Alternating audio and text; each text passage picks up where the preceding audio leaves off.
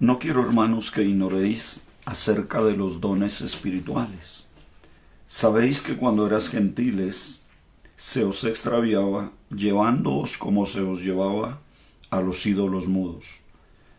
Por tanto, os hago saber que nadie que hable por el Espíritu de Dios llama anatema a Jesús, y nadie puede llamar a Jesús Señor, sino por el Espíritu Santo. Ahora bien, hay diversidad de dones, pero el Espíritu es el mismo. Y hay diversidad de ministerios, pero el Señor es el mismo. Y hay diversidad de operaciones, pero Dios, que hace todas las cosas en todos, es el mismo. Mi saludo fraternal para todos, deseando que el día de hoy sea el mejor de todos. Si ayer tuviste un día de victoria, un día de bendición, hoy debes tener un día mejor. Vamos de gloria en gloria, de poder en poder, ya que la senda de los justos es como la luz de la aurora, que va en aumento hasta que el día es perfecto. Nuestro tema, dones espirituales. Cuando hablamos de dones espirituales, estamos hablando de aquella provisión que Dios ha dado a la iglesia, para que la iglesia pueda ser testiga, para que la iglesia pueda ser, como dice en Hechos capítulo 1, versículo 8, me seréis testigos. Algunos dicen que esa palabra testigos es la misma palabra que se utiliza para mártires. Pero el Señor esperaba que los testigos de Él fuesen personas revestidas de poder, revestidas de autoridad, revestidas de la gracia y de la unción que nos es dada a través de la obra del Espíritu Santo, a través de nosotros, a través del creyente. Recuerde que dijimos que el fruto del Espíritu Santo hace manifiesta la obra del Espíritu Santo en nosotros. Los dones hacen manifiesta la obra del Espíritu Santo a través de nosotros, a través de los creyentes. La Biblia tiene mucho que decir acerca de esa provisión de Dios para la iglesia, para los creyentes, para aquellos a quienes el Señor decide dotar de esos dones, de esas capacidades, aquellos a quienes el Señor decide convertir o hacer de ellos, como dice el apóstol Pablo en la segunda carta a los Corintios, tenemos este tesoro en vasos de barro, para que la excelencia del poder sea de Dios y no de nosotros. O como dice también escribiéndole a Timoteo, en una casa no solamente hay utensilios de oro y de plata, también los hay de barro y de otros materiales. Y esos utensilios, unos son para usos honrosos y otros son para usos viles. Luego el apóstol Pablo dice que si alguno se limpia de estas cosas, será instrumento. Nota el cambio que hace el apóstol Pablo. Primero dice que hay utensilios, pero luego habla de instrumentos. Y los utensilios son aquellos que se usan para cosas cotidianas, para cosas elementales. Los instrumentos son aquellos que se usan y que tienen un uso mucho más especializado, para cosas de mayor altura, de mayor proyección. Por ejemplo, un cocinero usa utensilios, un médico usa instrumentos, un mesero tiene que ver con utensilios, un profesional tiene que ver con instrumentos. Y dice el apóstol Pablo que si alguno se limpia de esas cosas, será instrumento. Ananías fue enviado por el Señor a decirle a un tal Saulo de Tarso que era un instrumento escogido.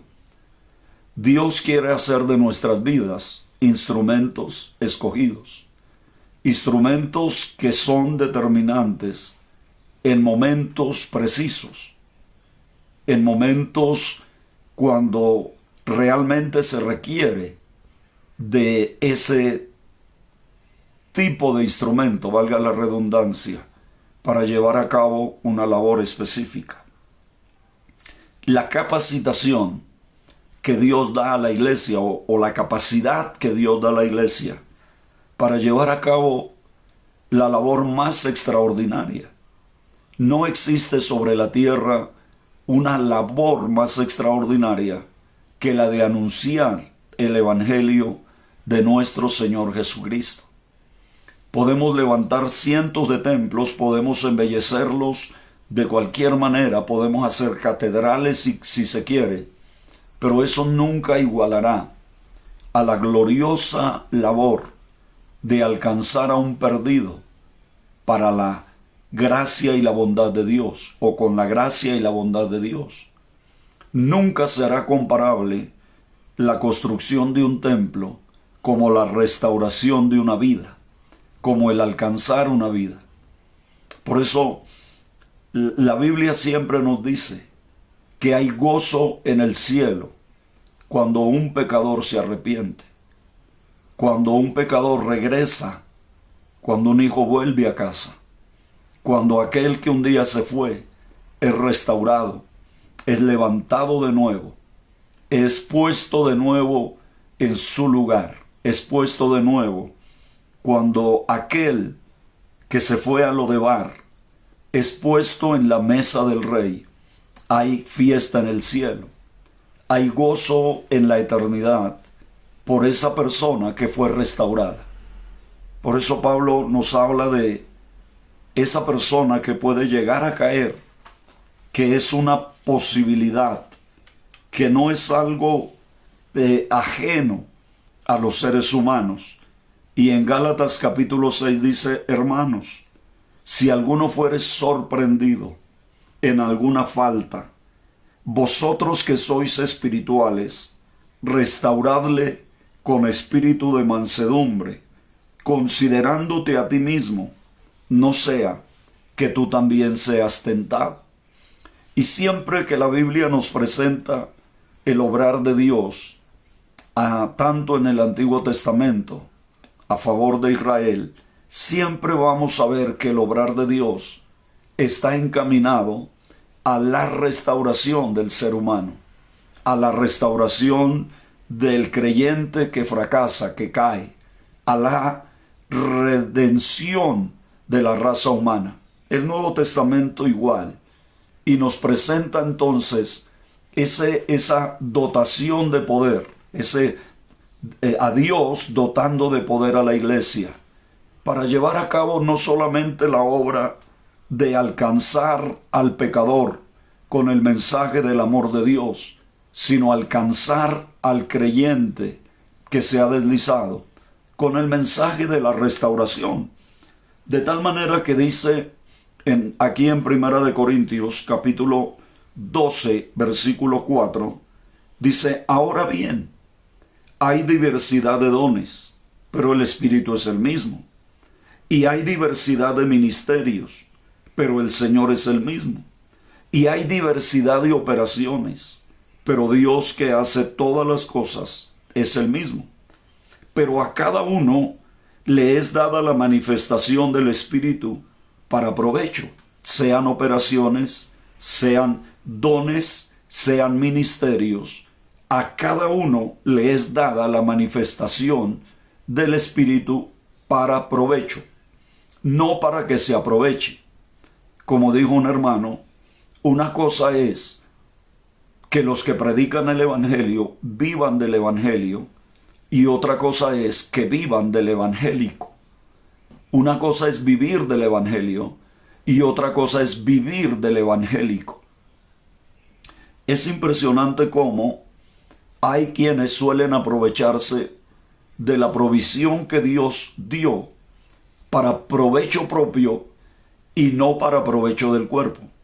Ahora, si seguimos leyendo ese capítulo 12 de la primera carta a los Corintios, pues vamos a darnos cuenta que cuando Pablo dice que la manifestación del Espíritu es dada para provecho, no está pensando en la persona, está pensando en el cuerpo, está pensando en la iglesia, está pensando en el aprovechamiento de todos. Ese ministerio que Dios ha dado a alguien debe aprovechar a la iglesia. Ese don que Dios que el Espíritu Santo con el cual el Espíritu Santo ha dotado a alguien, debe aprovechar a la iglesia. Mire lo que sigue diciendo. Porque a este es dada por el Espíritu palabra de sabiduría, un don. A otro palabra de ciencia, otro don, según el mismo Espíritu. A otro fe, por el mismo Espíritu. Y a otro dones de sanidades por el mismo Espíritu. A otro el hacer milagros. A otro profecía. A otro discernimiento de espíritus. A otro diversos géneros de lenguas. Y a otro interpretación de lenguas. Interesante como el apóstol Pablo dice a uno, pero a cada uno le es dada la manifestación del Espíritu para provecho. Y dice, porque a este es dada por el Espíritu palabra de sabiduría. Y luego dice a otro, y a otro, y a otro, y a otro. Lo cual implica que los dones espirituales han sido repartidos a la iglesia, han sido repartidos al cuerpo de Cristo, y no a unos tantos, no a unos escogidos especiales, no a unos... Ahora, es interesante que la iglesia en Corinto era una iglesia llena de problemas, era una iglesia llena de dificultades. Si usted se ha tomado el tiempo de leer las cartas que el apóstol Pablo escribe a la iglesia en Corinto, se va a encontrar con una serie de dificultades, de problemas. Por supuesto, era una iglesia naciente, era una iglesia que requería formación, era una iglesia que requería ser enseñada, ser educada, ser edificada. Pero era una iglesia donde Pablo dice no tenían falta de ningún don espiritual. O sea, la provisión de Dios, espiritualmente hablando, a esa iglesia había sido dada en abundancia.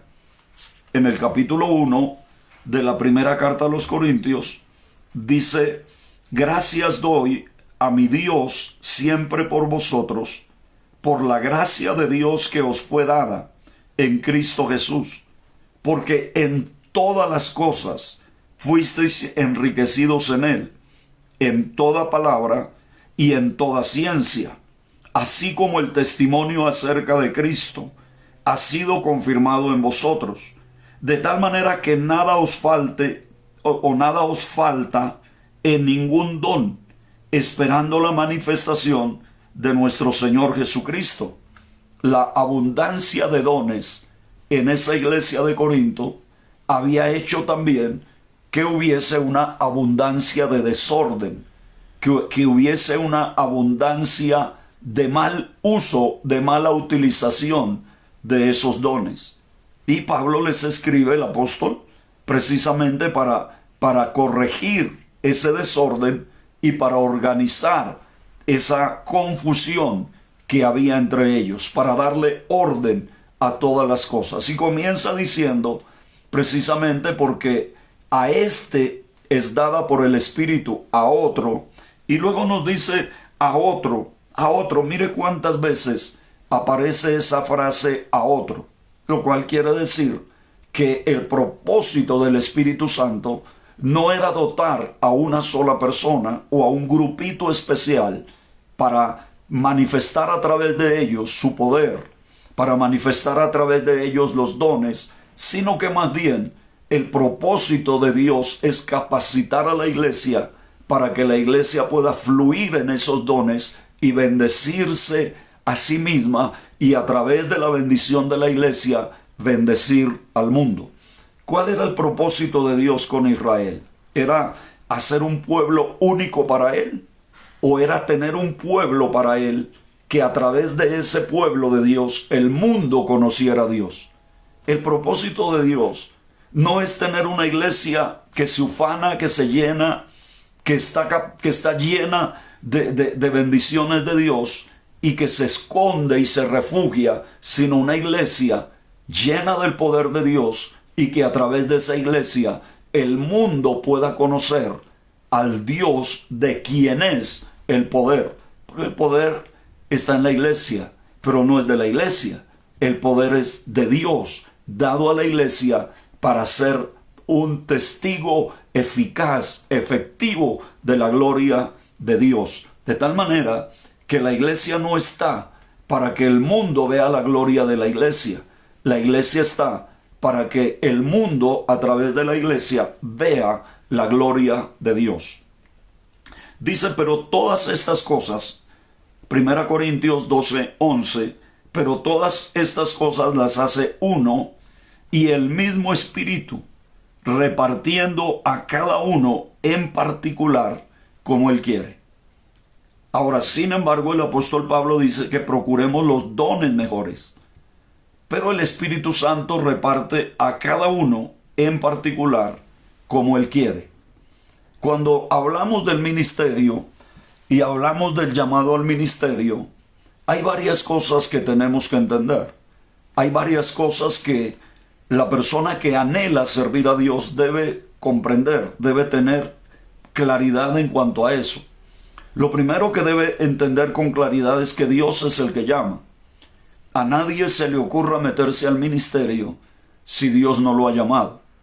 Si no ha tenido un llamado claro, conciso y determinante de parte de Dios. El llamado de Dios al ministerio no es sencillamente un sentir.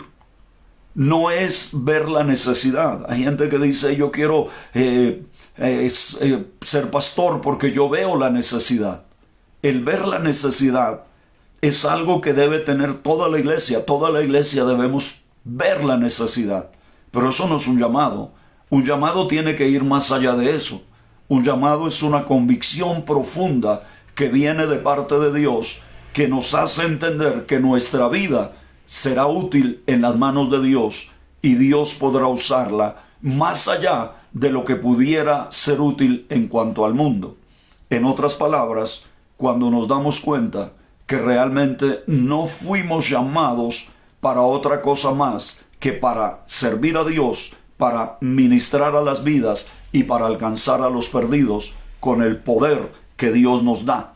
Dice la segunda cosa que debe tener clara aquel que es llamado: primero, que Dios es el que llama; segundo, que Dios es el que determina la ocupación en cuanto al ministerio. Está bien, ya Dios te llamó, pero debes tener claridad a qué te llamó Dios. Muchas veces los hombres quieren encajarnos en lo que ellos piensan está bien, lo que ellos creen que está bien, y tristemente muchos ministerios se dejan encasillar por los hombres, se dejan encasillar por lo que sea, y se olvidan que Dios es el que determina. Dios te llamó, pero tienes que saber también a qué te llamó Dios, y entender a qué te llamó Dios, y entender que solo serás efectivo en aquello a lo que Dios te llamó, para lo cual Dios te llamó. No puede alguien que no fue llamado a una función específica realizarla, llevarla a cabo con eficacia, si no entiende para qué Dios le llamó. Dios te llamó, sí, está claro eso, pero ¿a qué te llamó Dios? Lo tercero que debes saber es cuál es el propósito para el cual Dios te llamó. Y el propósito para el cual Dios ha llamado a todos los que Él ha llamado es para su gloria. No es para engrandecerlo, no es para bendecirlo, no es para prosperarlo con el ministerio. Es para que tú seas portador de la gloria de Dios, y en ti y a través de ti Dios sea glorificado. Hay muchas cosas que podemos hablar con respecto al ministerio, pero estamos hablando con respecto a los dones. Esos dones que dice la Biblia, repartiendo a cada uno en particular como Él quiere. Nadie puede decidir, a mí me gusta este don, a mí me agrada el otro. Procuremos, dice Pablo, los mejores, pero ningún don es malo, ningún don es menor. Ningún don es algo que se pueda dejar de lado, porque los dones, los ministerios, las operaciones son dadas a la iglesia para cumplir una función, para una finalidad, y es la edificación, el crecimiento, el desarrollo, el avance del cuerpo de Cristo. No es para el crecimiento personal, no es para el avance personal. No, por supuesto que aquel a quien Dios ha llamado debe esforzarse por crecer. Por supuesto que aquella persona a quien Dios ha dotado de algún don debe esforzarse por ser mejor cada día, por tener conocimiento. Hay personas que profetizan, según ellos, en el don de profecía, sin saber ni lo que dicen. Y hoy en día se le llama dones espirituales a algunas manifestaciones que claramente se pueden poner en el pedestal de la duda, porque ni glorifican a Dios, ni exaltan a Dios, ni honran la palabra, ni edifican al cuerpo, sino que lo que hacen es prestarse para un show, para un espectáculo, donde el que recibe el aplauso es el que supuestamente es portador de ese don. Yo les invito para que sigamos estudiando este maravilloso tema y sigamos estudiando la palabra del Señor y dándonos cuenta que lo que Dios ha dado a la iglesia es mucho más de lo que la iglesia está usando para la gloria de Dios. Así que, mis amados, que el Señor les bendiga, que el Señor les guarde, un feliz día para todos y que la bendición del Todopoderoso alcance cada área de su vida y la prospere. Bendiciones para todos en Cristo el Señor.